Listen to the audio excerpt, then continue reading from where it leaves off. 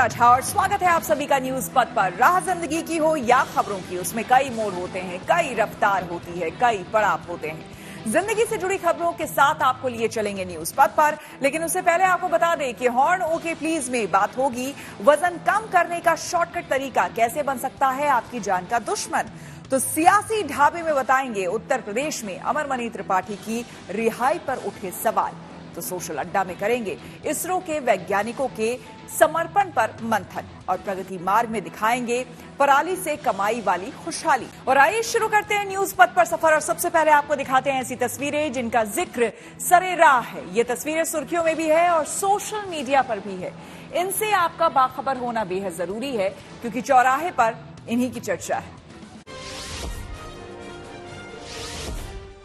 प्रधानमंत्री मोदी यूरोप के देश ग्रीस पहुंचे, जहां उनका जोरदार स्वागत किया गया। इस मौके पर राजधानी एथेंस में भारतीय समुदाय के लोगों ने मोदी मोदी के नारे लगाए। पीएम के वहां पहुंचने पर लोग काफी उत्साहित नजर आए। उन्होंने ढोल नगाड़ों से पीएम का स्वागत किया। पिछले 40 साल में ये पहला मौका है जब कोई भारतीय प्रधानमंत्री वहां पहुंचा हो। इससे पहले साल 1983 में उस वक्त की पीएम इंदिरा गांधी ग्रीस के दौरे पर गई थी। तमिलनाडु के सीएम एमके स्टालिन वहां के जिले नागपट्टिनम में स्कूली बच्चों को खाना परोसते नजर आए। दरअसल उन्होंने राज्य में सीएम ब्रेकफास्ट योजना की शुरुआत की है। इसमें पहली से 5वीं तक के छात्र छात्राओं को मुफ्त में सुबह का खाना दिया जाएगा। इस योजना की शुरुआत के दौरान खुद सीएम स्टालिन ने छात्रों के बीच बैठकर ब्रेकफास्ट भी किया।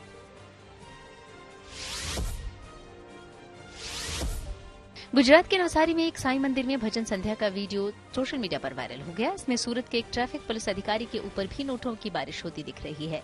बताया गया कि जिन लोगों ने पुलिस अधिकारी SF गोस्वामी के ऊपर नोट बरसाए, उन लोगों पर पहले से गंभीर आरोप हैं। इनमें दीपक और लालू शराब तस्करी के आरोपों में घिरे रहे हैं। महाराष्ट्र के डिप्टी सीएम अजित पवार का पुणे के पास पिंपरी चिंचवड़ में 550 किलो की बड़ी फूलमाला से स्वागत किया गया।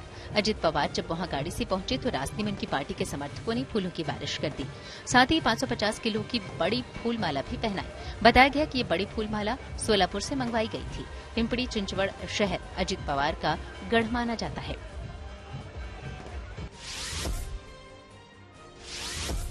मध्य प्रदेश के छतरपुर में एक कलाकार ने चंद्रयान 3 से जुड़ी शानदार तस्वीर बनाई। इसमें पीएम मोदी को भी दिखाया गया। इस तस्वीर में एक तरफ धरती में प्रधानमंत्री का चेहरा दिख रहा है तो दूसरी ओर चांद की सतह पर लैंडर नजर आ रहा है। जिंदगी का सफर सुहाना हो, इसके लिए सावधान रहना जरूरी है। रोजमर्रा की आपाधापी में कुछ देर बैठकर सोचना समझना भी जरूरी है कि आपके आसपास क्या हो रहा है और जो कुछ हो रहा है उससे हमारी जिंदगी, हमारा परिवार कैसे प्रभावित हो सकता है। इसलिए हॉर्न बजाकर बाखबर करने वाली खबर जरूरी होती है। और आज की ये खबर हमारी सेहत से जुड़ी है। ज्यादा वजन कई बीमारियों की वजह है, इसलिए वेट कम करने की कोशिश होनी चाहिए। लेकिन इसके लिए शॉर्टकट यानी कि दवाएं इस्तेमाल करना खतरनाक साबित हो सकता है। असल में कई जाने माने लोगों ने ये बात मानी है कि उन पर वजन घटाने वाली दवाओं का साइड इफेक्ट हुआ है।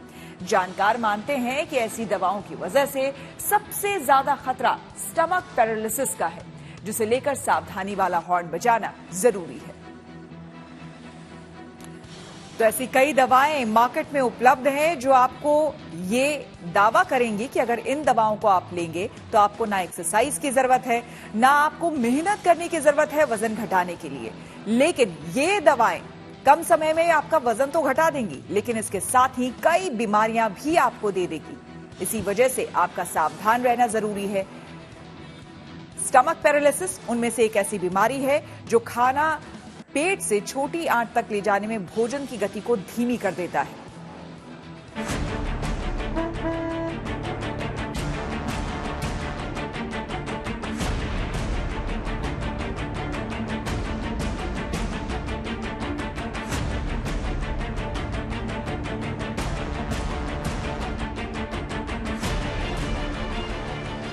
वजन कम करना आसान नहीं, घंटों पसीना बहाना पड़ता है, दौड़ना भागना होता है, जिम में घंटों वर्कआउट करना होता है।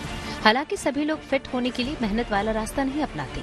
कुछ ऐसे भी हैं जो शॉर्टकट से यानी दवा खाकर वजन कम करने का तरीका अपनाते हैं, लेकिन ये तरीका ठीक नहीं। यकीनन मोटापा परेशानी है, लेकिन इससे निजात पाने के लिए अपनी मर्जी से वजन घटाने वाली दवा खाना नादानी है, जिसकी वजह से कई बीमारियां हो सकती हैं, यहाँ तक कि जान भी जा सकती है। वजन घटाने वाली दवाओं से सबसे ज्यादा खतरा स्टमक पैरालिसिस यानी पेट के लकवे का है और इस बीमारी से बचने के लिए जानकारी वाला हॉर्न बजाना जरूरी है।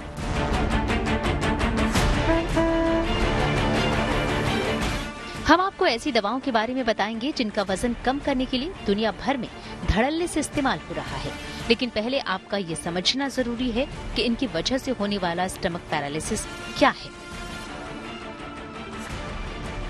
गैस्ट्रोपेरेसिस या स्टमक पैरालिसिस एक तरह का मेडिकल डिसऑर्डर है जो खाने को पेट से छोटी आंत तक पहुंचने नहीं देता या उसकी गति को धीमी कर देता है।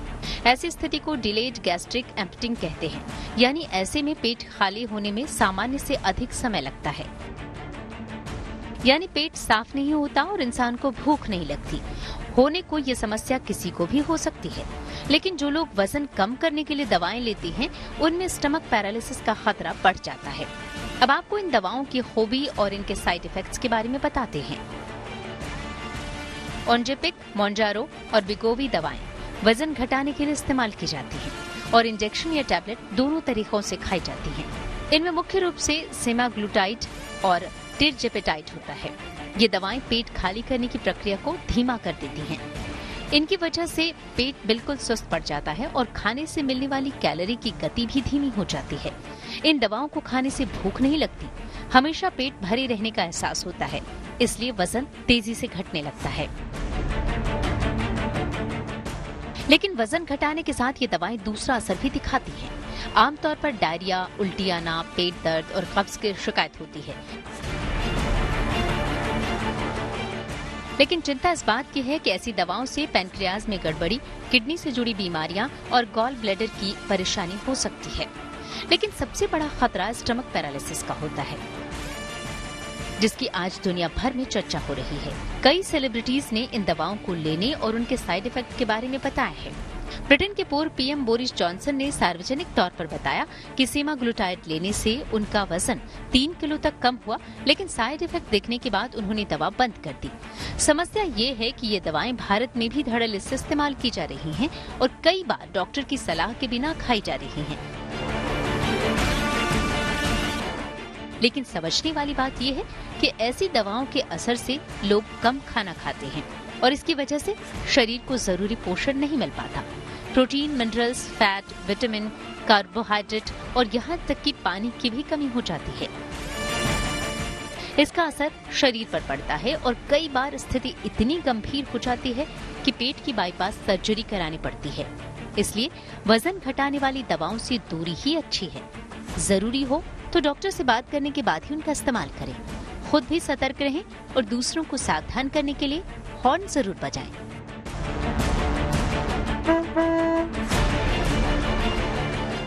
Bureau report, good news today. Chhattisgarh के सीएम भूपेश बघेल बोले कि इंडिया गठबंधन की तरफ से राहुल गांधी हो प्रधानमंत्री पद का चेहरा। आइए आपको सीधे लिए चलते हैं न्यूज एक्सप्रेसवे पर, जहां देश भर की कुछ और जरूरी खबरें कर रही हैं आपका इंतजार। रूसी राष्ट्रपति व्लादिमीर पुतिन G20 समिट की बैठक के लिए भारत नहीं आएंगे। इस बात की जानकारी रूसी राष्ट्रपति के प्रवक्ता दिमित्री पेस्कोव की ओर से दी गई। यह समिट अगले महीने सितंबर में होगा। रूस के मुताबिक पुतिन के व्यस्त कार्यक्रम और यूक्रेन में चल रहे स्पेशल मिलिट्री ऑपरेशन की वजह से ये फैसला लिया गया। प्रधानमंत्री मोदी को ग्रीस दौरे में वहां के दूसरे सबसे बड़े सम्मान से नवाजा गया। ग्रीस की राष्ट्रपति कटरीना स्केलर पाउलू ने पीएम मोदी को the grand cross of the order of honour से सम्मानित किया। ये सम्मान 1975 में शुरू किया गया था। इसके सामने तारे पर देवी एथेना का चेहरा है और इस पर लिखा है, केवल नैतिक रूप से सही लोगों को ही इसे सम्मानित किया जाना चाहिए। वहीं अपने इस दौरे में पीएम मोदी ने कहा कि भारत और ग्रीस दोनों देश आतंकवाद के खिलाफ साथ साथ हैं। प्रधानमंत्री मोदी कुछ ही घंटों में ग्रीस दौरे से लौट आएंगे। इसके बाद वो भारत लौटते ही शनिवार को सीधे बेंगलुरु जा सकते हैं, जहां वो इसरो वैज्ञानिकों से मिलेंगे और उन्हें चंद्रयान 3 की सफलता के लिए बधाई देंगे। पंजाब में राज्यपाल और राज्य सरकार आमने सामने आ गई। दरअसल वहां के राज्यपाल बीएल पुरोहित ने सरकार पर कड़ी कार्रवाई की चेतावनी दी। राज्यपाल ने मुख्यमंत्री भगवंत मान को खत लिखा, जिसमें उन्होंने राजभवन की ओर से मांगी गई जानकारियां नहीं मिलने का आरोप लगाया। पुरोहित के मुताबिक ये संविधान का अपमान है। ऐसे में मुख्यमंत्री के इस आचरण पर उनके पास कानून और संविधान अनुसार कार्रवाई करने के अलावा कोई और विकल्प नहीं बचता। उधर आम आदमी पार्टी ने कहा है कि राज्यपाल चुनी हुई सरकार को बेवजह परेशान कर रहे हैं। बिहार के पूर्व मुख्यमंत्री लालू यादव की जमानत रद्द करने की सीबीआई की मांग वाली याचिका पर सुप्रीम कोर्ट में सुनवाई हुई।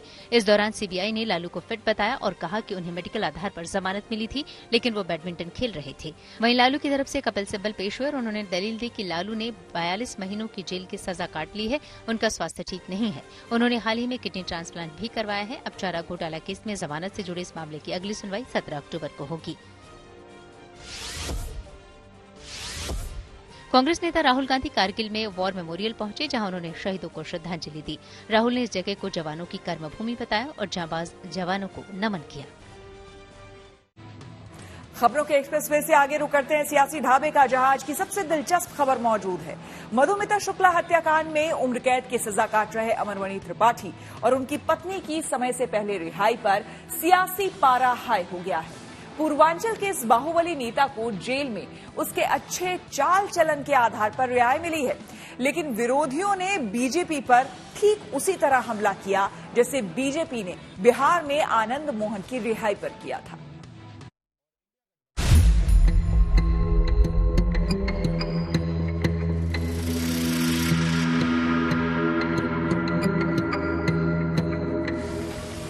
दोनों बाहुबली और अपने अपने इलाके के अपनी अपनी जाति के कद्दावर नेता। करीब 4 महीने पहले बिहार की जेल से आनंद मोहन को समय से पहले रिहाई मिली। अब यूपी की जेल से अमरमणि त्रिपाठी और उनकी पत्नी को उम्र कैद की सजा पूरी होने से पहले रिहाई मिल गई है। आनंद मोहन के मामले में बीजेपी ने नीतीश सरकार की मंशा पर सवाल उठाए थे। अमरमणि के मामले में मिलते जुलते सवाल बीजेपी से पूछे जा रहे हैं। सवाल है कि सजा खत्म होने के 4 साल पहले अमरमणि की रिहाई आखिर क्यों हुई? ये सरकार बेटी बचाओ बेटी पढ़ाओ का नारा देती है, और जो लोग बेटियों की हत्या में बंद हैं, जो सजा याफ्ता है और इतने जघन्य अपराध में शामिल हैं, उनको निश्चित तौर से इस तरीके से छोड़ना मैं समझता हूँ कि ये उचित नहीं होगा। और जो क्योंकि इसका गलत संदेश जाएगा समाज के अंदर, ऐसे लोग जिन्होंने इस तरह की जघन्यतम हत्याएं की हैं, जिसमें जघन्यतम कार्य किया है, और खास करके जो महिलाओं के उसमें लोग रहे हैं, जिनको महिलाओं का सम्मान नहीं किया, निश्चित तौर से ऐसे लोगों को सरकार को छोड़ना चाहिए, इसको नहीं छोड़ना चाहिए। मानिए ये रिहाई के जो जेलों में कार्य के आधार पर, उनके व्यवहार के आधार पर, नीतियों के आधार पर फाइलें चलती हैं, और माननीय मुख्यमंत्री जी और राज्यपाल महोदया के निर्देश के बाद ही जब निर्णय उनका होता है, उसके बाद भी निर्णय होता है। तो जैसा भी उनका निर्णय होगा उसके आधार पर आगे कदम बढ़ाया जाएगा। साल 2003 में मधुमिता शुक्ला की लखनऊ में गोली मारकर हत्या की गई थी। सियासी दबाव और दांवपेच से गुजरते हुए ये केस सीबीआई के पास पहुंचा था और इस मामले में अमरमणि और उनकी पत्नी को 2007 में उम्र कैद की सजा सुनाई गई थी। हालांकि उत्तराखंड की जेल से पहले पत्नी और बाद में अमरमणि का ट्रांसफर गोरखपुर हो गया, जहां दोनों इलाज के लिए मोटे तौर पर बीआरडी मेडिकल कॉलेज में ही रहे। हमने जो कोर्ट में लगाया है वो यही सब कागज हमने लगाए जो आरटीआई से हमने प्राप्त है, जो साबित करते हैं कि उत्तराखंड का ये कैदी 2012 से 2023 तक कभी भी जेल गया ही नहीं। तो सजा उम्र कैद की दी थी कोर्ट जेल में रहने के लिए, लेकिन 2012 से 2023 तक ये माननीय मुख्यमंत्री के गृह जनपद गोरखपुर में बीआरडी मेडिकल कॉलेज में ये रह रहा है, तो इसने सजा काटी ही नहीं, वरना हमारी कंटेम्प्ट ऑफ कोर्ट की याचिका कैसे एक्सेप्ट हो जाती। तो इसने जब सजा ही नहीं काटी तो किस अच्छे चाल चलन की भ्रष्ट अधिकारी बात कर रहे हैं। अमरमणि की रिहाई पर सुप्रीम कोर्ट ने रोक नहीं लगाई, हाँ, लेकिन 8 हफ्तों में राज्य सरकार से इस पर जवाब मांगा है। याचिकाकर्ता को भरोसा मिला है कि अगर उनकी दलील से कोर्ट सहमत हुआ तो दोनों को वापस जेल भेज दिया जाएगा। अब 2 महीने बाद जो होगा सो होगा। फिलहाल अमरमणि की रिहाई से यूपी में सियासी पारा चढ़ा हुआ है। तो भारतीय जनता पार्टी और उसकी सरकार हमेशा बहन बेटियों के खिलाफ होने वाले अत्याचार, अन्याय, दुर्व्यवहार में जो अपराधी शामिल होते हैं उन अपराधियों को संरक्षण देना बीजेपी का एजेंडा है। जहां पर भी बहन बेटियों, माताओं के साथ अन्याय होगा, अन्याय करने वालों के पक्ष में भारतीय जनता पार्टी और वो सरकार खड़ी होती है। योगी जी, मानवता दिखानी है तो पीड़ितों के पक्ष में दिखाइए, यानी मधुमिता के परिवार के पक्ष में आपको मानवीयता दिखाने की आवश्यकता है।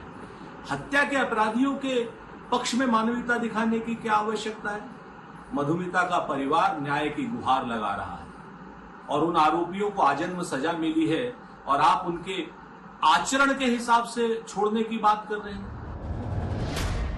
अमरमणि को लेकर सरकार पर विपक्ष के हमले अपनी जगह हैं, लेकिन इस रिहाई का चुनावी एंगल भी समझ लीजिए। अंदर खाने चर्चा है कि अमरमणि के जरिए ब्राह्मण वोटरों को साधने की कोशिश हो सकती है। उत्तर प्रदेश में ब्राह्मण मतदाता करीब 12 से 14% माना जाता है। करीब 15 जिले हैं जहां ब्राह्मण 15% से ज्यादा हैं, यानी जहां वो जीत हार में बड़ी भूमिका निभाते हैं। ऐसे कई जिले और सीटें पूर्वांचल में हैं, जहां अमरमणि त्रिपाठी का दबदबा माना जाता है। बहरहाल रिहाई के बाद अमरमणि का सियासी रुख क्या होगा अभी साफ नहीं, लेकिन एक बात तय है कि यूपी में कोई भी पार्टी उसकी रिहाई को शायद ज्यादा तूल नहीं देगी, क्योंकि 2024 के लिए बीजेपी हो या कांग्रेस, सपा हो या बसपा, सभी की नजर पूर्वांचल और ब्राह्मण मतदाताओं पर टिकी है। Bureau report, good news today. और न्यूज पर आगे है धन बाजार, जहां शेयर बाजार से लेकर कारोबार तक की सभी अहम खबरें होती हैं और इसका सीधा रिश्ता आपकी आमदनी, आपकी जेब से होता है। तो तेज रफ्तार खबरों के बीच ये जरूरी खबरें छूट न जाए, इसलिए आपको सीधे लिए चलते हैं धन बाजार। हफ्ते के आखिरी कारोबारी दिन शेयर बाजार गिरावट के साथ बंद हुआ। सेंसेक्स 366 अंक गिरकर 64,887 पर बंद हुआ। वहीं निफ्टी भी 121 अंक फिसला, ये 19,266 पर बंद हुआ। सेंसेक्स के 30 शेयरों में से 23 में गिरावट और 7 में तेजी देखने को मिली। दिल्ली सराफा बाजार में सोने चांदी की कीमत में गिरावट रही। सोना 50 रुपए सस्ता हुआ, यानी दिल्ली में अब 10 ग्राम सोने की कीमत 59,600 रुपए हुआ। वहीं चांदी का भाव भी 400 रुपए गिरा। अब दिल्ली में 1 किलो चांदी की कीमत 76,300 रुपए हुई। महंगाई को काबू में रखना सरकार की प्राथमिकता है, ये बात वित्त मंत्री निर्मला सीतारमण ने दिल्ली में आयोजित बिजनेस 20 समिट के दौरान कही। उनके मुताबिक आर्थिक विकास के लिए महंगाई को काबू करना जरूरी है। साथ ही वित्त मंत्री के मुताबिक लंबे समय तक ब्याज दर ज्यादा रहने से आर्थिक गतिविधियों पर असर पड़ता है। पीएम मोदी के ग्रीस दौरे पर दोनों देशों के बीच कृषि के क्षेत्र में सहयोग पर समझौता हुआ है। इसके अलावा दोनों देशों के बीच सैन्य और रक्षा क्षेत्र को सशक्त बनाने पर भी सहमति बनी है। ग्रीस के प्रधानमंत्री के साथ द्विपक्षीय बैठक के बाद पीएम मोदी ने कहा कि 2030 तक ग्रीस के साथ द्विपक्षीय व्यापार को दोगुना करने पर भी सहमति बनी है। दक्षिण अफ्रीका में ब्रिक्स शिखर सम्मेलन के बाद प्रधानमंत्री नरेंद्र मोदी ग्रीस पहुंचे। भारतीय स्टार्टअप कंपनी इलेक्ट्रिक्स ईवी ने नया electric scooter L X S Moonshine limited edition launch किया है। एलेक्सेक्स मूनशाइन लिमिटेड एडिशन की एक्स शोरूम कीमत 97,999 रुपए है। कंपनी का दावा है कि इलेक्ट्रिक स्कूटर फुल चार्ज पर 89 किलोमीटर की रेंज देता है और इसे 3 से 4 घंटे में पूरी तरह चार्ज किया जा सकता है। खास बात यह भी है कि इसकी लॉन्चिंग के जरिए कंपनी ने चंद्रयान 3 की चंद्रमा पर सफल लैंडिंग को ट्रिब्यूट दिया है। रुक करते हैं प्रगति मार्ग का, जहां ऐसी खबरें हैं जो कि देश की तरक्की, प्रगति और लोगों की काबिलियत दिखाती है। पंजाब के मोहाली में centre of innovative and applied bio processing institute के वैज्ञानिकों ने पराली के धुएं का विकल्प ढूंढ लिया है, जो न सिर्फ सस्ता होगा बल्कि पर्यावरण के अनुकूल भी होगा। दरअसल अक्टूबर के बाद पंजाब और हरियाणा के खेतों में जलने वाले पराली का असर दिल्ली तक दिखता है। हर साल राजधानी गैस चैम्बर के रूप में तब्दील हो जाती है और फिर किसानों पर कड़े नियम लागू किए जाते हैं, लेकिन नतीजा कुछ खास नहीं निकलता। ऐसे में दावा है कि CIAB की ये कोशिश वायु प्रदूषण से मुक्ति के साथ साथ किसानों के लिए भी फायदे का सौदा होगा।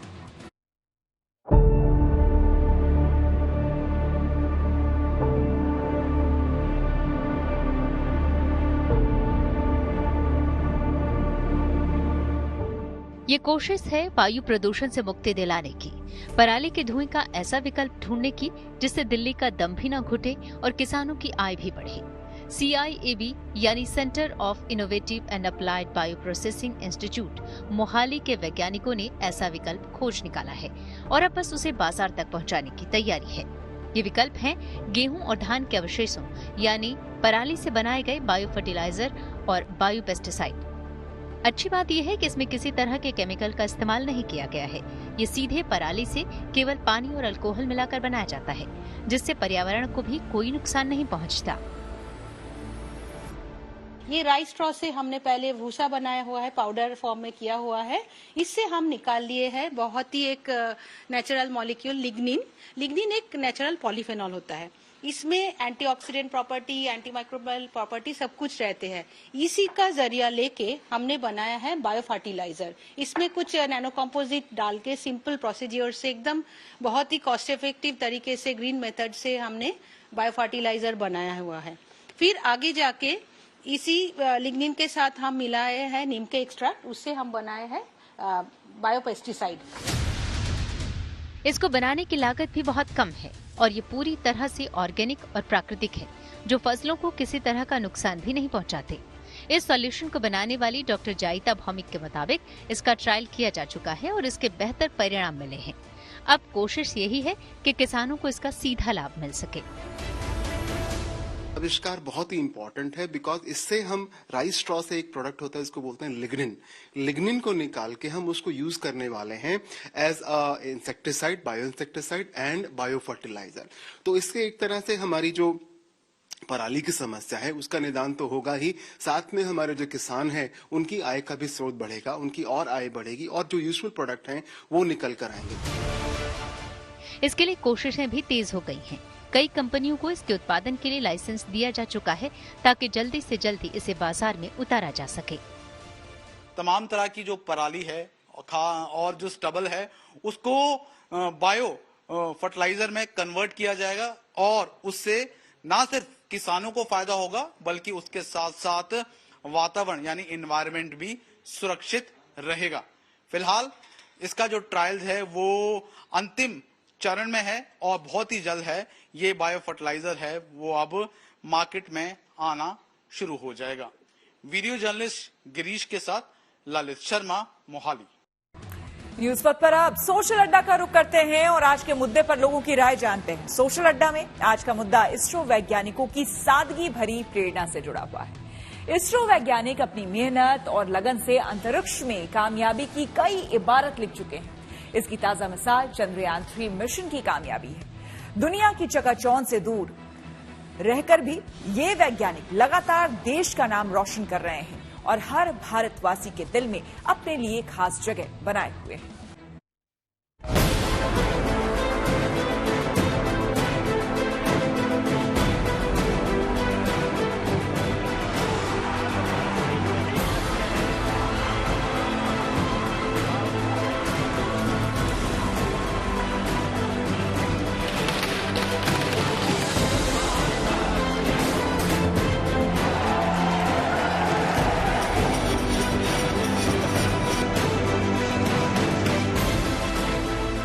चंद्रयान 3 मिशन की कामयाबी से हर भारतीय का सीना गर्व से चौड़ा हो गया। दुनिया भर में भारत की शान बढ़ाने वाले इसरो और उसके वैज्ञानिकों के लिए ये लम्हा बेहद खास था और इस खास मौके पर भी इसरो वैज्ञानिकों ने अपनी सादगी से सबका दिल जीत लिया। खासतौर पर देश के हार्ड वर्किंग मिडिल क्लास के लिए इसरो वैज्ञानिक एक बार फिर बड़ी प्रेरणा बन गए।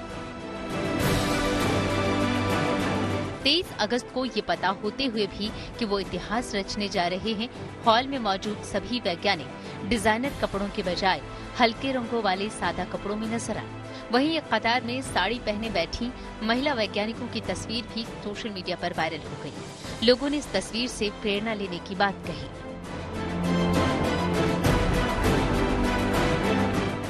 चंद्रयान 3 मिशन के तहत भेजे गए विक्रम लैंडर की चांद की सतह पर सॉफ्ट लैंडिंग के बाद इसरो की साइकिल से चांद तक के सफर की चर्चा होने लगी। सोशल मीडिया पर इसरो के शुरुआती दौर की तस्वीरें शेयर की गई, जब 60 के दशक में इसरो वैज्ञानिक रॉकेट के पार्ट को साइकिल पर ले जाया करते थे। लोगों में प्रेरणा की अलख जगाती एक तस्वीर 1981 की भी दिखी, जिसमें देश के पहले कम्युनिकेशन एप्पल सैटेलाइट को बैलगाड़ी पर रख कर ले जाया गया था। इसमें कोई शक नहीं कि अंतरिक्ष की दुनिया में भारत का दबदबा बढ़ाने वाले इसरो को शुरू से ही सीमित संसाधन मिले और वैज्ञानिकों ने किफायती तरीके से बड़े कारनामे कर दिखाए। चंद्रयान 3 की सफलता पर इसरो के पूर्व चेयरमैन जी माधवन नायर ने भी खुशी जताई और इसके पीछे का कारण भी बताया। माधवन नायर ने दुनिया को ये सच बताया कि इसरो का कोई भी वैज्ञानिक करोड़पति नहीं है और वो बेहद सामान्य और संयमित जिंदगी जीते हैं। उन्होंने कहा कि इसरो के वैज्ञानिकों का वेतन विकसित देशों के वैज्ञानिकों के वेतन का 5वां हिस्सा है, लेकिन इसका एक फायदा ये भी है कि हमारे वैज्ञानिक मिशन मून के लिए किफायती तरीके तलाश सके। इसरो वैज्ञानिक वास्तव में धन के बारे में परवाह नहीं करते, वे संवेदनशील हैं और अपने मिशन के प्रति पूरी तरह समर्पित हैं। यही कारण है कि हमने ये महान उपलब्धि हासिल की। पूर्व इसरो प्रमुख ने बताया कि भारत के अंतरिक्ष मिशन का खर्च दूसरे देशों की तुलना में 50 से 60% तक कम है। इसरो के मुताबिक चंद्रयान 3 पर करीब 615 करोड़ रुपए खर्च हुए हैं, जो कि बड़े बजट की हिंदी मूवी के बराबर है। Bureau report, good news today. देश के प्रति इसरो वैज्ञानिकों का समर्पण वाकई काबिले तारीफ है और जिस जुनून और लगन के साथ ये वैज्ञानिक दिन रात अपने मिशन में जुटे रहते हैं, वो सबके लिए प्रेरणादायक है। हमने इसी विषय पर कुछ आम लोगों से बात की और उनकी राय जानी। मैम, फॉर्मर इसरो चीफ ने तो कहा कि हम बॉलीवुड मूवी से कम बजट में भी चांद पर पहुंच गए। इसकी वजह क्या है कि इतने कम बजट में हमारा चंद्रयान मिशन सक्सेसफुल रहा है? सबसे पहले तो मैं बधाई देना चाहती हूँ इसरो के सभी साइंटिस्ट को एंड हमारे सब देशवासियों को चंद्रयान 3 की सफलतापूर्वक लैंडिंग के लिए। एंड हमने बहुत कम बजट में ये अकम्प्लिश किया। उसके पीछे सबसे इम्पॉर्टेंट रीजन ये है कि वी बिलीव इन आवरसेल्व्स। हम इंडिजिनस वे में चलते हैं, हम अपने इक्विपमेंट्स खुद मैन्युफैक्चर करते हैं, हम सिमुलेशंस अपनी कंट्री में करते हैं एंड जो मून डस्ट है उसके सिमिलर ही एक केरला में विलेज है, the same quality of soil is available there. हमने ये भी कोशिश की कि सिमुलेशंस वहां पे जाके की जाएं। So this is the main reason that we are not approaching NASA, जो कि हमें बहुत हाई बजट पड़ सकता था, इसीलिए हमारा कम बजट में हुआ। हम अपने आप पे विश्वास रखते हैं एंड अपनी कंट्री मैन की कैपेबिलिटीज को यूज करके हमने चंद्रयान 3 बनाया। क्या वाकई में हमारे देश में जो वैज्ञानिक हैं, जो आप लोग जैसे बच्चे अभी पढ़ रहे हैं और आने वाले दिनों में काम करेंगे, कम तनख्वाह के बाद भी जो मोटिवेशन है वो काफी हाई है? या आई डू थिंक सो कि मोटिवेशन काफी हाई है। Like in our sector itself they promote it। अगर हमें कुछ पता नहीं है, हमारी curiosity वो सब हमें बढ़ा के like they give us the things to like question, ask doubts and so on। Like there are good professors indeed who help us with it। हमारे यहाँ पे जज्बा बहुत है, होगा भी, क्योंकि यहाँ के जो इंडिया के साइंटिस्ट हैं ये पैसों के पीछे नहीं बल्कि अपने देश का नाम रोशन करने के लिए काम करते हैं। ये चाहते हैं कि हमारा देश वहां पहुंचे जहां दूसरे देश ना पहुंच पाए, और लो प्रोफाइल है तभी ये अपने काम में ज्यादा और पब्लिसिटी और बाकी सब चीजों में कम ध्यान देते हैं। जो हमारे साइंटिस्ट हैं they all work for nation, they don't work for their livelihoods. बाकी कंट्रीज देख लीजिए आप, जैसे यूनाइटेड स्टेट्स है, वो कैपिटलिस्टिक कंट्री है, तो उनके जो साइंटिस्ट हैं, उनके जो आपके प्रोवाइडर्स हैं, वो हमें हर एक चीज़ में प्रॉफिट ढूंढते हैं। इंडिया में हम लोग प्रॉफिट से ज़्यादा नेशन का प्राइड देखते हैं। तभी आप ये देखिए कि चाहे वो आर्यभट्ट हो, चाहे वो चंद्रयान 3 हो, चाहे वो कोई और स्पेस प्रोग्राम हो, कम बजट में और काफ़ी सक्सेसफुल रहा है। आप इंडिया के लॉन्च व्हीकल्स देख लीजिए, PSLV जो है, जो इंडिया का वर्क हाउस है, वो 1980 से काम कर रहा है और वो 99% सक्सेस रेट है। वही आप जो है बाहर का कोई और रॉकेट उठाएंगे तो वो इतना ज़्यादा रिलायबल नहीं है। तो उससे इतना पता चलता है कि हम लोग जो काम करते हैं वो अपने देश के प्राइड के लिए करते हैं, अपने देश के लिए करते हैं। हम लोग किसी प्रॉफिट मार्जिन से ड्रिवन नहीं है। हमें बस ये है कि हमारा देश आगे बढ़े, हमारा साइंटिफिक कम्युनिटी आगे बढ़े। टाटा सन्स के चेयरमैन N चंद्रशेखरन ने AI पर दिया है बड़ा बयान। टेक्नोलॉजी से जुड़ी ऐसी ही हर एक जरूरी खबर को जानने समझने के लिए आपको लिए चलते हैं डिजिटल गली में। टाटा सन्स के चेयरमैन एन चंद्रशेखरन ने चंद्रयान 3 की सफलता को लेकर इसरो की तारीफ की। उन्होंने कहा कि चंद्रमा की ओर एक साधारण नजर भी इस बात की याद दिलाएगी कि एक राष्ट्र के रूप में हमने क्या हासिल किया। चंद्रशेखरन ने ये बातें दिल्ली में शुरू हुई B20 यानी बिजनेस 20 समिट के दौरान कही। चंद्रशेखरन B20 समिट भारत के अध्यक्ष हैं। वहीं अपने संबोधन में उन्होंने AI और दूसरी तकनीकों का भी जिक्र किया और कहा कि इससे भारत में नौकरियां पैदा होंगी। भारतीय IT कंपनी इंफोसिस ने एक और टेनिस खिलाड़ी के साथ करार कर लिया। उसने पोलैंड की इगा स्वातेक को अपना ब्रांड एम्बेसडर बनाया। 22 साल की स्वातेक 4 बार ग्रैंड स्लैम चैंपियन रह चुकी हैं। एक दिन पहले ही कंपनी ने स्पेन के टेनिस खिलाड़ी राफेल नाडाल को भी अपने साथ जोड़ा था।